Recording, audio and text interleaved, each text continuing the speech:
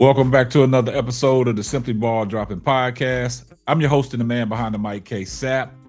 Well, guys, man, we got some more evidence that just came out that Kevin Stefanski dislikes Shedeur Sanders, and the mounting evidence that's mounting up can put you in a case where you can say that Kevin Stefanski is trying to sabotage Shedeur Sanders. But we'll talk about that here right after the intro.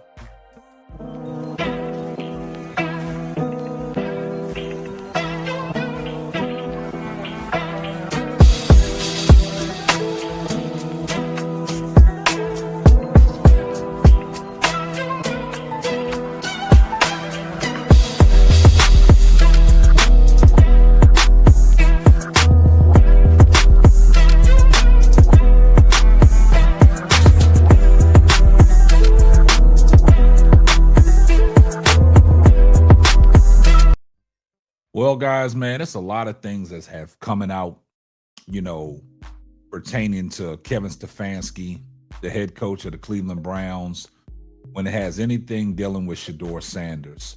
Now, we know the media has said some things because of the situation Kevin Stefanski put himself in, and it seems like he has some dislike for Shedeur Sanders. And there's more evidence that comes out every day that can back up what people are saying, that he dislikes Shedeur Sanders. He's trying to sabotage Shedeur Sanders. Now, we've heard it all through the media. We've heard it all through, the Cleveland Browns training camp. We heard it all through practice. We even heard it through Kevin Stefanski's, post-game interviews. We heard it with his media day availability when certain Brown insiders asked him questions about Shedeur Sanders.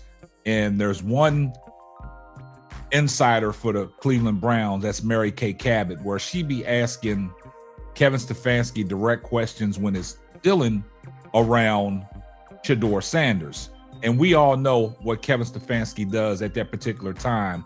He hopscotches and backpedals and pushes back where he really don't answer the questions. He deflects. He talks about everything else besides Shedeur Sanders. And a lot of people think that his dislike for Shedeur Sanders is just abundantly clear. And his thought process of not giving Shedeur Sanders a chance to play for the Cleveland Browns and sticking by Dillon Gabriel when you know that some of your veterans on the team have voiced their displeasure on the offensive woes, and Kevin Stefanski still can't get it right. So after the New England Patriots game, what did Kevin Stefanski do? The first thing he said at the post-game press conference was they're sticking with Dillon Gabriel, after the bye week. And Mary Kay Cabot asked him a direct question and said, you're not going to give Shedeur Sanders a chance to see if this offense can look even better? And he said he's not focused on that. So when you say things like that, Kevin Stefanski, that makes people think that you have some dislike for Shedeur Sanders. Also, you're trying to sabotage Shedeur Sanders, in a situation where if he does get in the game, you're going to try to make him look bad. Because now you want Dillon Gabriel to go out there, trot back out on the field again against the New York Jets coming out the bye week and see if he can, make himself look even better than what he has done in these last 4 games. These last 4 games have been atrocious for Dillon Gabriel. He is the worst at what he's doing outside of the numbers. Everything speaks for itself. He can't get the ball down the field. He threw 2 bad interceptions against the New England Patriots. And if you're really looking at the totality of it, Dillon Gabriel should have at least about 5 or 6 interceptions, probably even more than that. The knock on him, he can't get the ball down the field. He's a supercomputer. He stays on script. Everything is, 3 yards to about 8 yards down the field. Nothing is pushed downfield. He can't get Jerry Jeudy involved. And what's happening is the defense is getting frustrated. We saw Myles Garrett. He is completely frustrated with this Cleveland Browns offense, slamming his helmet down after he had a career day against the New England Patriots, and they couldn't get it done because they scored a measly 13 points. And if you ask me, they scored a measly 7 points because the last touchdown they got, it came, when the game was out of reach. It was empty calories. So everybody the next day on their talk shows and all these sports shows was talking about the delusion Kevin Stefanski is going with by staying with Dillon Gabriel. So now there's more evidence coming out that he dislikes Shedeur Sanders. And people are trying to figure out, why don't you move on from Dillon Gabriel and at least give Shedeur Sanders a chance? And now Chris Canty is the latest to come out and voice his displeasure. We're going to listen to what Chris Canty had to say, but before we do that, we partnered up with Underdog Fantasy, and this is a word from our sponsor. Underdog Fantasy is the best way to play fantasy sports. Let me tell you about the easiest way to get in on some WNBA and NBA action. Find your player, pick higher or lower, win you some extra cash. Pick between 2 to 5 players to fill out your pick'em entry, get every pick right, and win some serious cash. Use my promo code SBD23 and receive up to $1,000 in bonus cash. Now that it's football time, follow Simply Ball Dropping as I share my picks. Like I said, pick your player, choose your amount, win money. Make picks, win cash. Thank you, Underdog Fantasy, for the partnership with us, and thank you for using promo code SBD23 on Underdog Fantasy. Now, guys, with that being said, man, let's listen to what Chris Canty said on Get Up. And it's just more evidence mounting that Kevin Stefanski dislikes Shedeur Sanders. Let's take a listen. That Myles Garrett's frustration is shared by everybody else on that team. And when you got the optics of your best player slamming his helmet on the sideline after Gabriel goes out there and throws 2 brutal interceptions in the second half of that game that effectively seal your fate, at some point, something has to change. And it boggles my mind that Kevin Stefanski is adamant about sticking with Dillon Gabriel after the bye week, after we've seen the quarterback throughout the course of his first 4 starts rank dead last in yards per pass attempt, yards per drop back, air yards per attempt, and have the second worst QBR during that span, only to Titans rookie Cam Ward. And who would you like him to go with? When Shedeur Sanders is healthy, when Deshaun Watson is healthy, go with one of those options. Hell, even if it's Bailey Zappi, go with one of those. At some point, you're going to have to do something different, because continuing to do the same thing over and over again and expecting a different result is the definition of insanity. So it's not, and we're borderline at that point. But it's not necessarily a Shedeur thing for you. No, it doesn't have to be a Shedeur.